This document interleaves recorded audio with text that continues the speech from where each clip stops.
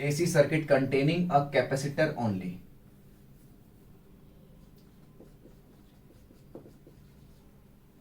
AC circuit में सिर्फ एक कैपेसिटर को कनेक्ट कर देते हैं। तो ये मैंने एक कैपेसिटर बना दिया और नीचे एक अल्टरनेटिंग सोर्स लगा दिया।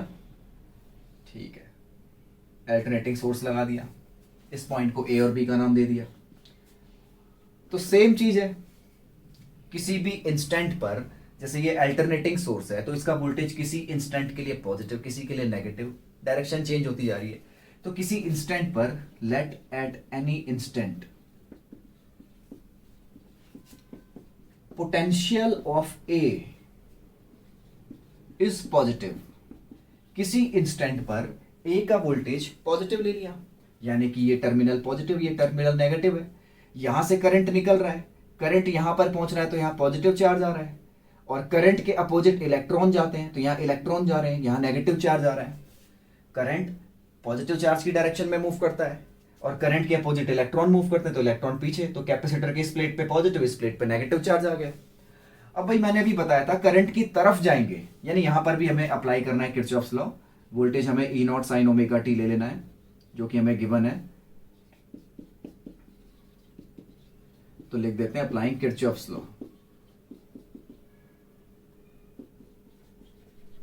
ठीक है, किरचॉफ्स लॉ अप्लाई करेंगे, बहुत ही सिंपल। करंट की तरफ जा रहे हैं तो लिख दिया वोल्टेज ऑफ कैपेसिटर, बैटरी का नेगेटिव टर्मिनल आया तो माइनस EMF बैटरी का, लूप कंप्लीट हो गया, इक्वल्स टू 0। तो कैपेसिटर का वोल्टेज E के बराबर, कैपेसिटर का वोल्टेज होता है चार्ज बाय कैपेसिटेंस, जो कि E के बराबर आएगा, यानी E not sine omega T. ठीक है, चार्ज बाय कैपेसिटेंस हो गया E not sine omega T. अब जरा चार्ज को लिखते हैं C E not sine omega T. ये हमारा चार्ज आ रहा है यहां से C E not sine omega T. Current निकालना है तो हमें पता है कि भाई dq बाई dt होता है करंट।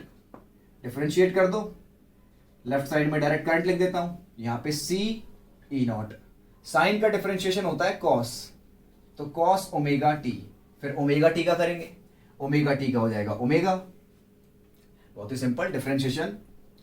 तो omega C E not cos omega T, ये हमारा करंट आ रहा है। ठीक है, करंट तो हमें समझ में आ गया। हमें पता है कि भाई करंट क्या होता है, करंट होता है EMF बाय रेजिस्टेंस। करंट का हमने फॉर्मूला पढ़ा है भाई, करंट होता है voltage by resistance, EMF by resistance बोलो, वोल्टेज बाय रेजिस्टेंस बोलो, एक ही बात है। तो यहां पर अगर मैं देखूं ओमेगा C E नॉट को मैं जरा I नॉट ले लेता हूं, फिर समझाता हूं। I नॉट कॉस है, कॉस ओमेगा टी। हमने क्या किया, I नॉट किसको लिया, ओमेगा C E नॉट को लिया। ठीक है, अब ये 1 बाय ओमेगा सी, यानी कि I naught by omega C E naught, तो 1 बाय ओमेगा सी क्या हो गया, E naught by I naught. तो EMF बाय करंट यानी वोल्टेज बाय करंट, ये किस चीज का फॉर्मूला है, वोल्टेज बाय करंट फॉर्मूला है रेजिस्टेंस का। तो ये एक तरीके से रेजिस्टेंस की तरह बिहेव कर रहा है। और ये किसका रेजिस्टेंस, कैपेसिटर का रेजिस्टेंस। क्या बोलते हैं इसको, capacitive reactance. 1 by omega C has unit ohm, 1 by C की यूनिट ओम होती है, और इट इज नोन एज, या इट इज कॉल्ड, जो भी हो, it is known as capacitive reactance. इसको कैपेसिटिव रिएक्टेंस बोला जाता है, यानी XC equals to 1 by omega C, और XC से इसको डिनोट करते हैं, कैपेसिटिव रिएक्टेंस है, XC से डिनोट करते हैं। देख लो जल्दी से क्या क्या कर लिया हमने। सिंपल सा हमने सर्किट बना दिया, किरचॉफ्स लॉ लगा दिया, करंट की इक्वेशन निकाल ली, फिर एक बढ़िया चीज बता दी तुम्हें कि XC हमारा कैपेसिटिव रिएक्टेंस, कैपेसिटर के पास भी रेजिस्टेंस है। आज तक तो सुना नहीं था। ठीक है, तो जरा इसको गायब कर देते हैं। ठीक है, इसी को गायब करते हैं, पूरा ही गायब कर देते हैं। चलो, हमने पढ़ लिया कि जो हमारा EMF है वो तो था E not sine omega T, और जो हमारा करंट आया वो आया I not cos omega T. ठीक है, अब दोनों का हम फेज नहीं देख सकते, दोनों का साइन सेम होना चाहिए या कॉस सेम होना चाहिए, तब हम अंदर का फेज उनका चेक कर सकते हैं। तो इसको साइन में कन्वर्ट करते हैं, तो करंट हो जाएगा I नॉट, देखो कॉस को हम लिख सकते हैं sine 90 plus theta, sine 90 plus theta cos theta होता है, सबको पता है। तो करंट को मैं ऐसे लिख सकते हैं I naught sine omega T plus pi by two. अब ध्यान से देखो, वोल्टेज का जो फेज है वो ओमेगा टी, करंट का फेज है ओमेगा टी प्लस 90 डिग्री। तो किसका फेज ज्यादा है? कैपेसिटर में करंट का फेज ज्यादा है। करंट का फेज हमारा आ रहा है omega T plus pi by to, और कैपेसिटर का फेज कितना ज्यादा है? कैपेसिटर का जो फेज है करंट का वो वोल्टेज के फेज से 90 डिग्री आगे है। तो इन capacitor current, phase of current लिख देते हैं, phase of current Leeds phase of voltage bye 90 degree. यानी कैपेसिटर में करंट का जो फेज है वो वोल्टेज के फेज से 90 डिग्री आगे है। और आसानी से याद रखने के लिए इसको सीसीएल, कैपेसिटर में करंट लीड करता है, हिंदी में याद रख सकते हो सीसीएल, कैपेसिटर में करंट लीड करता है। सी से कैपेसिटर, सी से करंट। कैपेसिटर में करंट का फेज ज्यादा है, वोल्टेज का फेज कम है। अब फेजर डायग्राम बनाने की बात आएगी तो फेजर डायग्राम कुछ इस तरीके से बनेगा। करंट वोल्टेज का क्या है? ओमेगा टी, ठीक है, वोल्टेज का ओमेगा टी बना देते हैं, ये बना दिया वोल्टेज का ओमेगा टी, ई नॉट लिख दिया। अब करंट वोल्टेज से 90 डिग्री आगे है। आगे कैसे जाएंगे? अब कॉन्सेप्ट यूज होगा कि जो हमारा फेजर है वो एंटी क्लॉकवाइज रोटेट करता है। आगे जाने के लिए एंटी क्लॉकवाइज बढ़ना पड़ेगा, पीछे जाने के लिए क्लॉकवाइज। तो आगे जा रहे तो एंटी क्लॉकवाइज बढ़ेंगे। एंटी क्लॉकवाइज करंट को बढ़ाया 90 डिग्री और यहां पे लिख दिया आई नॉट। तो ये हमारा करंट और वोल्टेज का फेज डायग्राम बन गया। ये हमारा फेज डायग्राम है या फेजर डायग्राम है, जो भी हो। अब वेव डायग्राम भी समझते हैं, करंट और वोल्टेज का वेव डायग्राम भी देख लेते हैं यहाँ पे। तो वेव डायग्राम बनाने के लिए बना देता हूं मैं छोटे छोटे 4 इंटरवल। इस तरीके से 4 इंटरवल बना दिए, जो कि हमारा टाइम दिखा रहा है T/4, T/2, 3T/4, और यहाँ पे टाइम कंप्लीट हो गया T।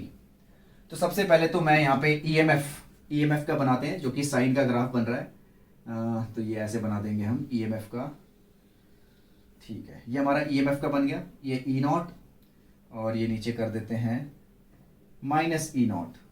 करंट का इससे थोड़ा सा छोटा बनाएंगे, तो मैं एक बार थोड़ा डायग्राम अच्छे से बन जाए और थोड़ा डिस्टेंस विस्टेंस नाप के कर देता हूँ इसका, ठीक है। ये करंट थोड़ा छोटा होता है तो करंट का इसमें बनेगा। अब करंट का ग्राफ बनेगा कैसा? I naught cos omega T, current का कॉस वाला ग्राफ बनेगा, कॉस थीटा। करंट अगर हम देखें, ये तो हमने साइन 90 प्लस थीटा कन्वर्ट किया है, एक्चुअल में था क्या? कॉस थीटा था। करंट का कॉस थीटा वाला ग्राफ बनेगा। कॉस थीटा हमारा यहाँ से स्टार्ट होता है, कॉस थीटा का ग्राफ जहाँ से स्टार्ट होता है वहाँ से स्टार्ट कर दिया, ये बना दिया कॉस का ग्राफ। तो ये हमारा है वेव डायग्राम। ये हमारा हो जाएगा आई नॉट और नीचे आ जाएगा माइनस आई नॉट। तो करंट और वोल्टेज का इस तरीके से वेव डायग्राम तुम लोग बना सकते हो। तो फटाफट से इसको समझ लो, इसमें एक दो चीजें अभी और बतानी है। वो यही साइड में बता देते हैं। देखो, जैसे जो हमारा एक्सी था, एक्सी आया 1/ω/c, और ओमेगा होता है 2πf।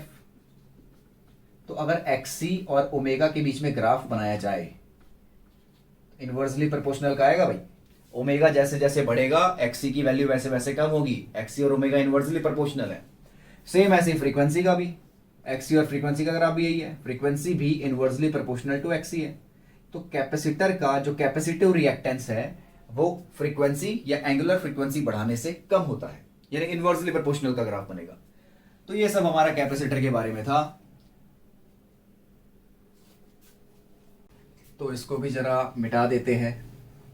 अब हमें कुछ और पढ़ना है। हमने रेजिस्टर लगा दिया, कैपेसिटर लगा दिया, एक चीज बच गई जिसको बोला जाता है इंडक्टर। अब हम इंडक्टर भी कनेक्ट करके देखेंगे कि एसी सर्किट में इंडक्टर को कनेक्ट करते हैं तो करंट और वोल्टेज के बीच में किस टाइप का रिलेशन होता है। तो AC circuit containing an inductor, AC circuit containing an inductor, थोड़ा ग्रामर की मिस्टेक हो जाती है। तो यहाँ पे लगा दिया एक इंडक्टर और नीचे एक अल्टरनेटिंग सोर्स लगा दिया।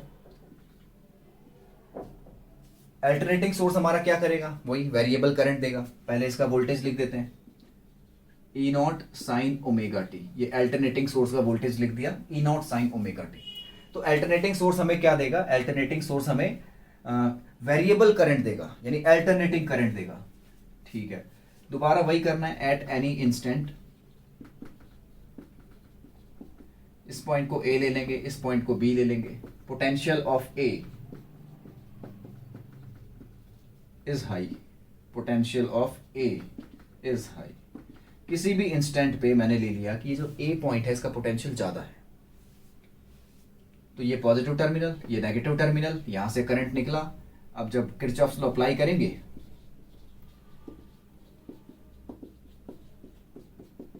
जब हम यहां पे किरचॉफ्स लॉ अप्लाई करेंगे तो करंट की तरफ जा रहे हैं, तो वोल्टेज इंडक्टर का पॉजिटिव, बैटरी का नेगेटिव टर्मिनल, तो minus EMF equals to zero, loop complete हो गया। तो VL आ जाएगा E के बराबर, और VL होता है L di by D T.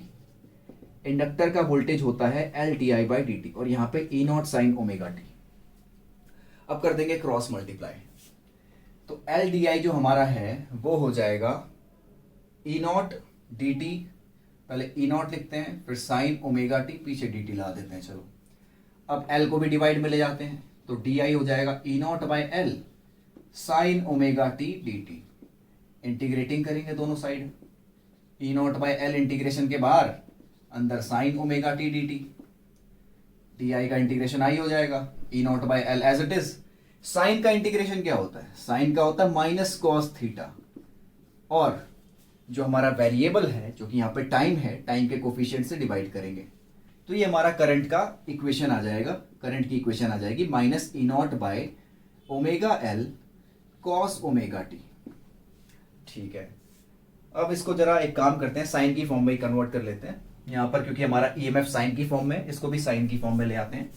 तो करंट हो जाएगा minus E naught by omega L cos omega T. अब देखो, अगर मैं इसको लिख दूं साइन 90 प्लस ओमेगा टी, अगर मैं इसको लिख दूं, जो कि हम लिख सकते हैं, अब ये बाहर का माइनस अंदर जाएगा तो ओमेगा टी नेगेटिव बन जाएगा, लेकिन हमें ओमेगा टी को पॉजिटिव रखना है, तो इसके लिए मैं लिखूंगा साइन 90 माइनस थीटा, क्योंकि साइन 90 माइनस थीटा भी कॉस थीटा ही होता है। तो sine 90 minus omega T cos omega T होगा, साइन का माइनस अंदर जाएगा, तो ये हो जाएगा E naught by omega L sine omega T minus pi by two. तो ये हमें पता है कि sine minus theta minus sine theta होता है, तो लगा दिया हमने। अब इसको लिख दिया I naught sine omega T minus pi by two. ठीक है, अब आई नॉट किसके बराबर है, आई नॉट है E naught by omega L के बराबर, तो I naught omega L equals to E naught, तो यहां से क्या बन रहा है, ओमेगा एल बन जाएगा E naught bye I not, यानी ईएमएफ बाय करंट, और वोल्टेज बाय करंट होता है रेजिस्टेंस। किसका रेजिस्टेंस, यहां पर इंडक्टर है तो उसको बोलेंगे इंडक्टिव रिएक्टेंस, ये इंडक्टर का रेजिस्टेंस है, तो इंडक्टर के रेजिस्टेंस को बोला जाता है इंडक्टिव रिएक्टेंस। इंडक्टिव रिएक्टेंस, ठीक है, इसको डिनोट करते हैं एक्सएल से, जो कि ओमेगा एल हो जाएगा। इसकी यूनिट भी ओम आएगी, क्योंकि एक तरीके से रेजिस्टेंस है इंडक्टर का, तो इसकी यूनिट भी ओम आएगी।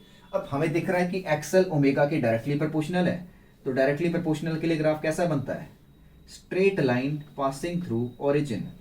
तो ये एक्सएल और ओमेगा का ग्राफ, और एक्सएल और फ्रीक्वेंसी का ग्राफ बनाओगे वो भी सेम ऐसे ही बनेगा, एक्सएल और ओमेगा का ग्राफ भी यही बनेगा, एक्सएल और फ्रीक्वेंसी का ग्राफ भी यही बनेगा, क्योंकि इसको हम 2 पाई एफ एल भी लिख सकते हैं।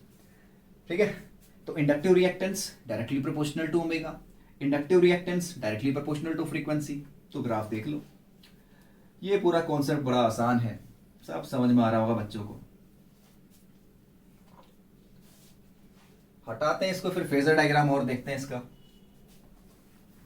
कि फेजर डायग्राम कैसा बनेगा, वेव डायग्राम कैसा बनेगा। ठीक है, तो सबसे पहले ईएमएफ हमारा E naught sine omega T है, और हमारा जो करंट आया था I equals to I naught sine omega T minus pi by two, ये हमारा करंट आया था। तो भाई यहाँ पे अगर हम ध्यान से देखें, ईएमएफ का फेज ओमेगा टी, करंट का phase omega T minus pi by two, तो करंट ईएमएफ से, यानी करंट वोल्टेज से 90 डिग्री पीछे है। तो यहां पर voltage, phase of voltage, leads the phase of current, phase of voltage leads the phase of current by 90 degree. ठीक है, इसको याद रख सकते हैं आईपीएल, इंडक्टर में पोटेंशियल लीड करता है, उसको याद रखेंगे सीसीएल से, इसको याद रखेंगे आईपीएल से, इंडक्टर में पोटेंशियल लीड करता है। फेज डायग्राम बना देंगे यहां पे, ये ले लिया एक्स, या एक्स नहीं जो भी है, टाइम लेंगे, यहां पे लिया करंट, सॉरी यहां पे लेंगे हम ईएमएफ ई नॉट और ये एंगल ओमेगा टी।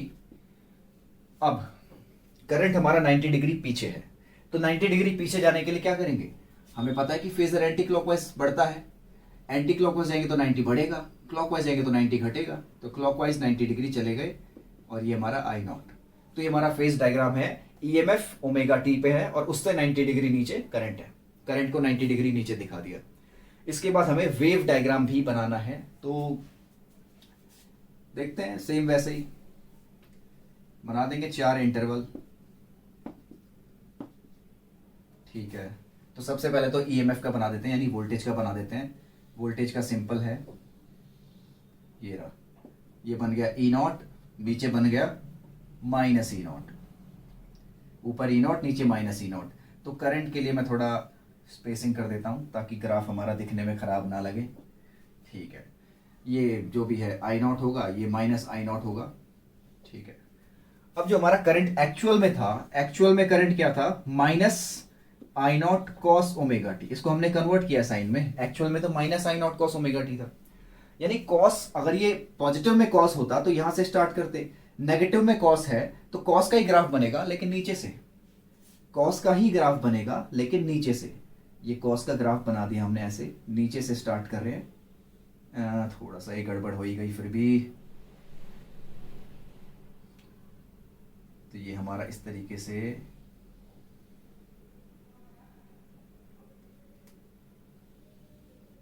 अब थोड़ा दिखने में अच्छा लग रहा है।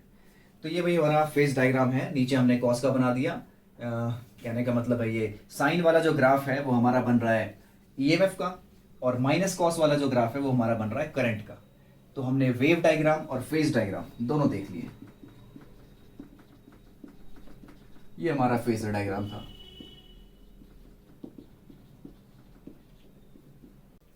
इसके बाद जो हमें अगला टॉपिक पढ़ना है वो है एल आर सर्किट, जिसको हम आर एल सर्किट या एल आर कुछ भी बोल सकते हैं, यानी कि इस तरीके से है ये आर एल सर्किट।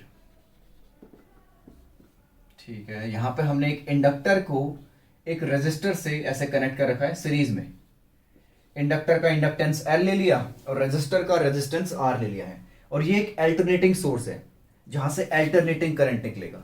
ठीक है, तो ये जो अल्टरनेटिंग करंट यहां से निकलेगा वो करंट दोनों में सेम ही जाएगा, क्योंकि एल और आर दोनों सीरीज में कनेक्टेड है।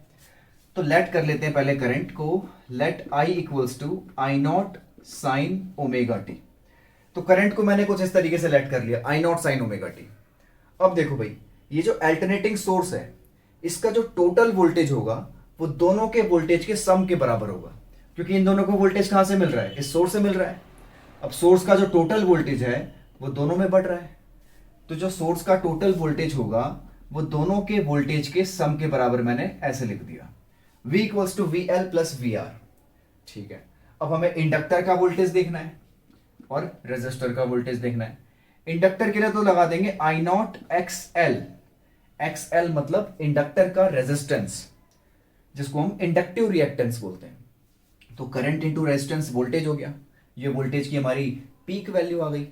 अब क्या करना है हमें, अब लगाना है sign omega T plus pi by to. Plus pi by to किस लिए, क्योंकि इंडक्टर में जो वोल्टेज होता है वो करंट से 90 डिग्री आगे रहता है, मतलब इंडक्टर में जो वोल्टेज का फेज होता है वो करंट के फेज से 90 डिग्री आगे रहता है। तो इंडक्टर का वोल्टेज का फेज मैंने करंट से 90 डिग्री आगे बना दिया। और रेजिस्टर में क्या होता है, दोनों का फेज सेम ही रहता है, तो रेजिस्टर में simple I naught R sine omega T, resistor में ये बन जाएगा। तो इसके बाद I naught X L, sine 90 plus theta को कॉस थीटा लिख देते हैं, sine 90 plus theta cos theta होता है, plus I naught R sine omega T. अब दोनों में आई नॉट कॉमन ले लेते हैं, तो यहां आ जाएगा एक्सएल कॉस ओमेगा टी और यहां पे आर साइन ओमेगा टी। ठीक है, अब एक काम करते हैं, इस आर साइन ओमेगा टी को आगे लिख देते हैं और एक्सएल कॉस ओमेगा टी को पीछे लिख देते हैं। एक ही बात है, कुछ हमने चेंज नहीं किया। इसके बाद वाला स्टेप इंपॉर्टेंट है क्योंकि ये आगे वाली डेरिवेशंस में भी यूज होगा। तो यहां पे इसके बाद हमें क्या करना होता है, साइन के साथ में आर है तो हमें आर को लेट करना होता है, let R equals to Z cos theta. Sine के साथ वाले को हम जेड कॉस थीटा लेंगे और कॉस के साथ वाले को Z sine theta and X L equals to Z sine theta. ठीक है, तो भाई हमने क्या किया, साइन के साथ वाले को कॉस में लिया है और कॉस के साथ वाले को साइन में लिया है। ऐसा क्यों किया अभी थोड़ी देर बाद समझ में आएगा। तो सबसे पहले तो हम क्या करते हैं, जेड और थीटा दोनों हमने अपनी मर्जी से ले लिया है। जेड की वैल्यू हमें नहीं पता, थीटा की वैल्यू भी नहीं पता, तो जेड की वैल्यू भी निकालनी पड़ेगी और थीटा की वैल्यू भी निकालनी पड़ेगी। तो मैं इनको इक्वेशन 1 और 2 का नाम दे देता हूं और दोनों को डिवाइड कर देता हूं। तो एक्स एल बाय आर इनको डिवाइड किया तो ये हमारा आ रहा है जेड साइन थीटा अपॉन में जेड कॉस थीटा। तो जेड से जेड कट गया तो टेन थीटा आ गया एक्स एल अपॉन आर। तो यहां से हमने टेन थीटा निकाल लिया, तो समझ लो थीटा भी निकाल लिया, tan inverse X L by R. तो यहां से हमारा थीटा की वैल्यू आ गई है। थीटा हमें नहीं पता था, हमने अपनी मर्जी से लिया था, फिर हमने थीटा की वैल्यू निकाल दी। अब हमें जेड की भी वैल्यू निकालनी है क्योंकि जेड भी हमने अपनी मर्जी से लिया हुआ है। तो देखो कैसे करेंगे। अब हमें करना है squaring both side, squaring and adding लिख देते हैं, squaring and adding both equations कर दो। दोनों इक्वेशन को स्क्वायर करके हमें ऐड करना है। तो यहां लेफ्ट में तो हो जाएगा R square plus X L का स्क्वायर और राइट में हो जाएगा Z square cos square theta plus Z square sine square theta. ठीक है, तो लेफ्ट में तो यही रहेगा R square plus X L square.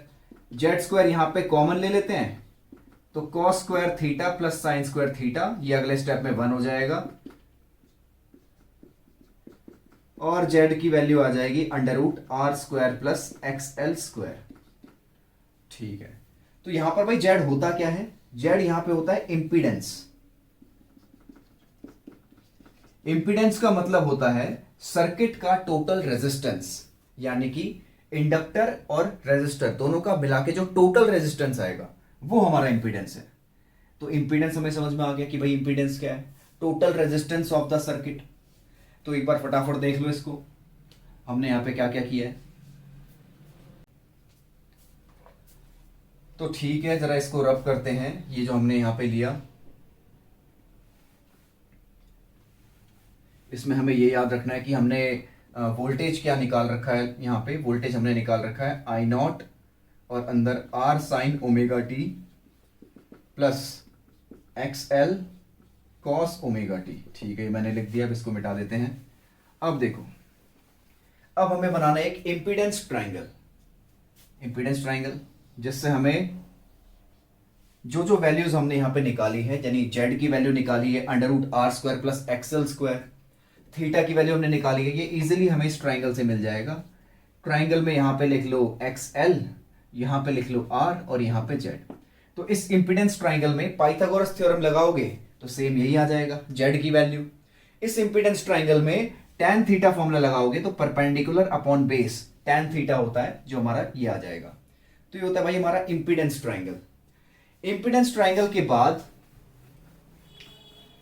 Current की इक्वेशन निकालेंगे हम, वोल्टेज की इक्वेशन निकालेंगे। करंट की तो दे रखी है, तो वोल्टेज की इक्वेशन देखो कैसे निकालेंगे। तो V equals to I naught. अब याद करो, R की वैल्यू हमने ली थी जेड कॉस थीटा, तो R की जगह हम लिख देंगे जेड कॉस थीटा और साइन ओमेगा टी को एज इट इज। ठीक है, प्लस एक्स एल की जगह हमने लिया था जेड साइन थीटा और cos omega T as it is. ठीक है भाई, तो R की जगह लिख दिया जेड कॉस थीटा और एक्स एल की जगह लिख दिया जेड साइन थीटा।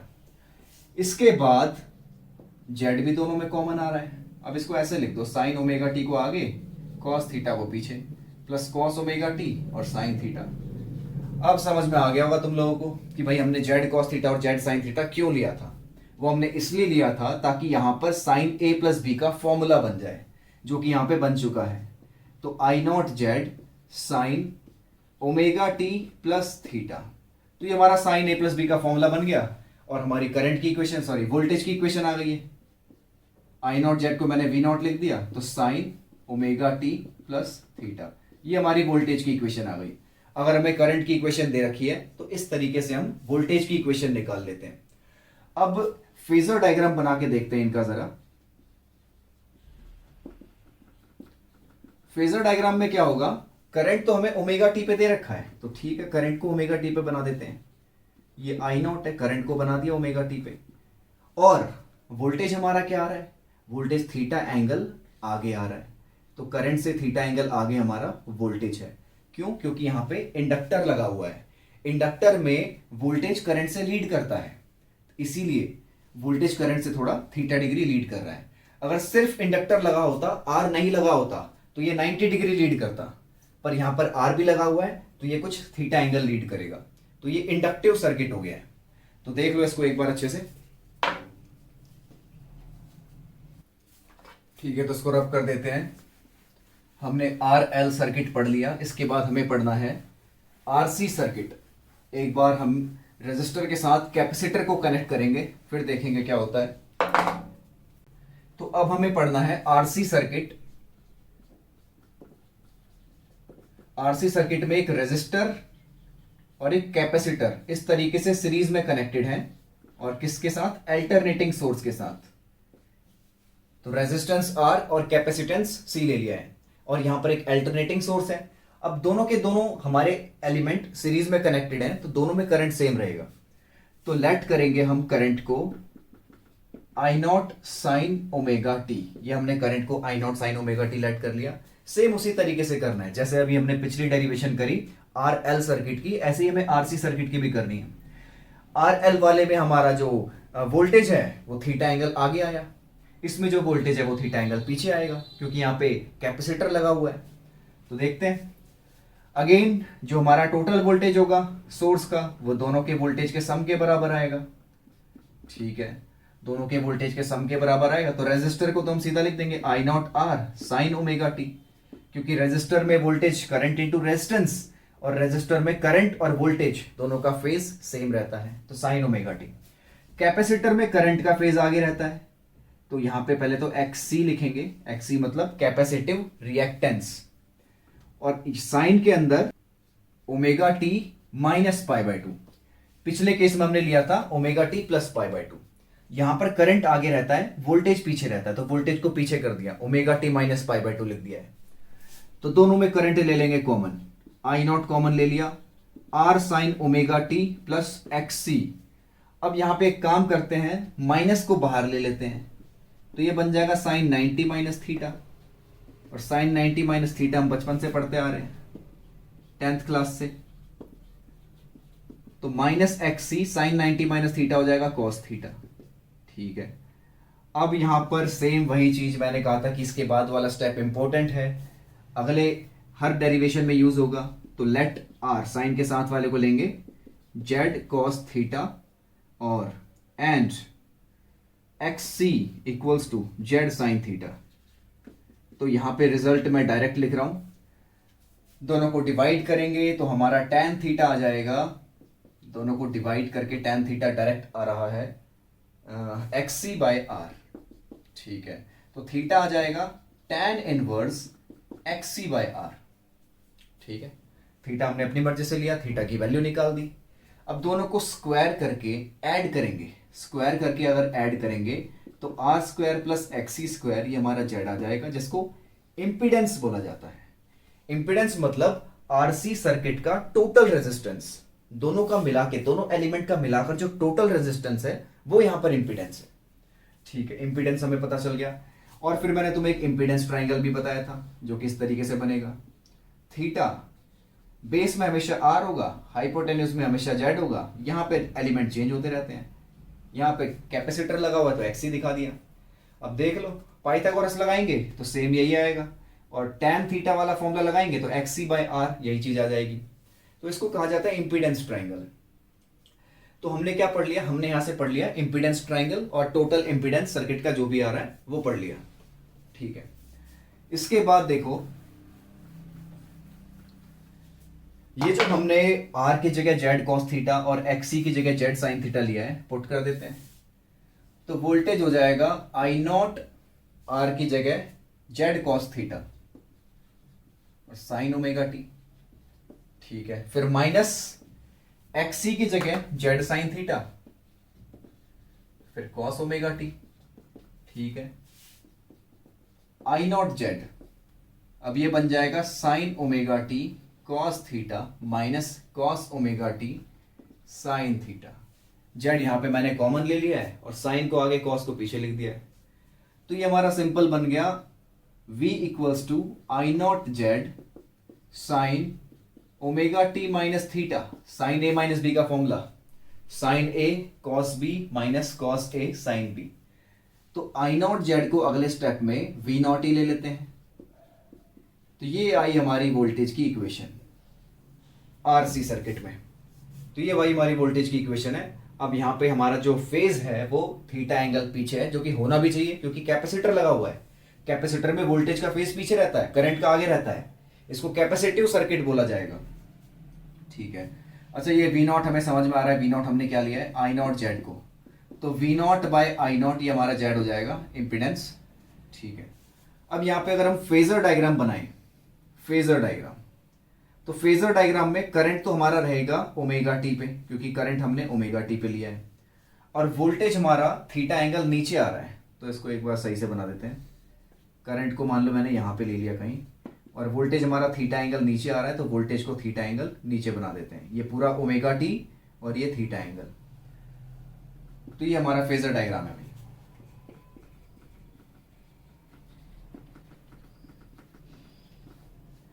तो इसमें हमने 4 सर्किट पढ़ लिए, एक only capacitor, only inductor, RC circuit यानी रेजिस्टर कैपेसिटर और RL सर्किट, रेजिस्टर और इंडक्टर सर्किट, जिसका हमने सभी चीजें पढ़ ली हैं। मेन यहाँ पे इंपीडेंस ट्राइंगल होते हैं और ये फेजर डायग्राम वगैरह।